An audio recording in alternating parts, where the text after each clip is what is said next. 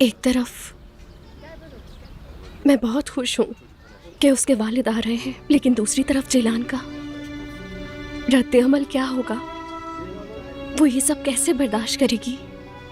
जरा सोचो, एक आदमी आता है जिसे आप जानते तक नहीं हैं, वो हाथ थामता है और कहे मैं तुम्हारा बाप हूँ, और अपने साथ ऐसी जगह, ऐसे शहर ले जाए जहां आप किसी को भी नहीं जानते,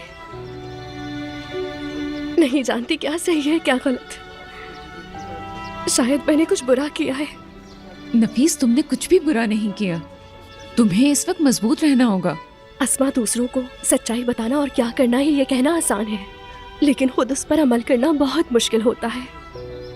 दूसरों को कायल करना आसान है, लेकिन खुद को नहीं।